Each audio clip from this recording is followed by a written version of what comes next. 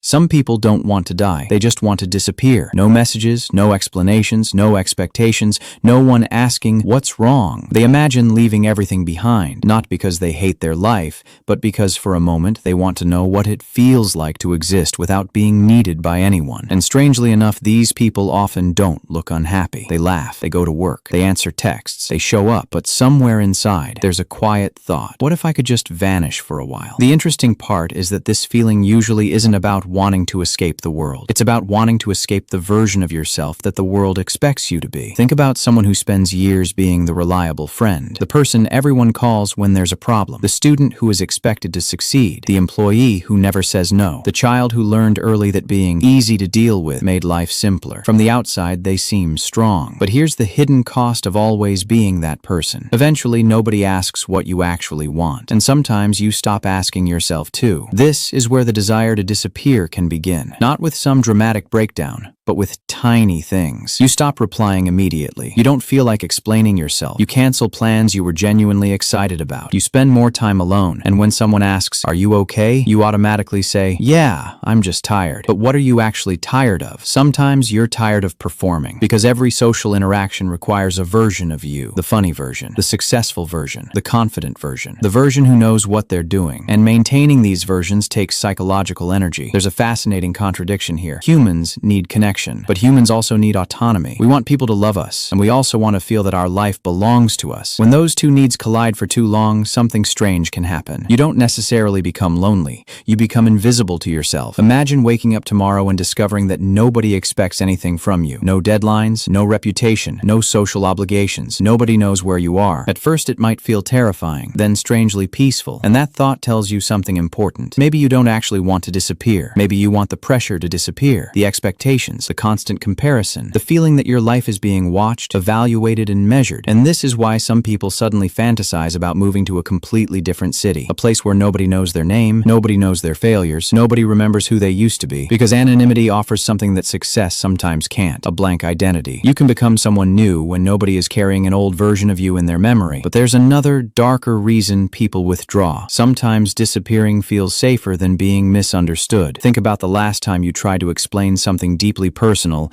and the other person simply didn't get it. After enough experiences like that, your brain learns a dangerous shortcut. If I don't explain myself, nobody can misunderstand me. So silence starts feeling safer than vulnerability. You don't tell people you're struggling. You don't tell them you're disappointed. You don't tell them you're scared. You simply become quieter. And eventually people may assume you don't care, when in reality you may care so much that you've stopped believing anyone would understand. But here's where things become interesting. People who secretly want to disappear aren't always weak. Sometimes they're exhausted from being strong for too long. There's a difference between wanting to abandon your life and wanting a break from constantly managing it. One is escape. The other can be a desperate need for psychological space. And psychological space matters more than most people realize. Because when you're constantly surrounded by noise, notifications, opinions, expectations, comparisons, your own thoughts become difficult to hear. That's why solitude can feel almost addictive. For a few hours, nobody needs anything from you. You don't have to impress anyone. You don't have to explain yourself. You can simply exist. But there's a trap. If disappearing becomes the only way you can feel peaceful, isolation can slowly stop being recovery and start becoming avoidance. You stop running away from pressure. You start running away from life itself. And that's the difference worth paying attention to. Because sometimes the solution isn't to disappear. It's to change what you're carrying. Maybe you need boundaries instead of isolation, rest instead of escape, honesty instead of pretending, a smaller circle instead of complete withdrawal, or simply one person with whom you don't have to perform. And if you've ever had thoughts of completely disappearing, remember this. You don't necessarily need to destroy your old life to create a new one. Sometimes you just need permission to stop being the person everyone else expects you to be. Because perhaps the deepest form of exhaustion isn't being busy. It's spending every day being someone you don't recognize anymore. And maybe that's why some people dream about disappearing. Not because they want to stop existing, but because somewhere underneath all the noise, they desperately want to feel like themselves again.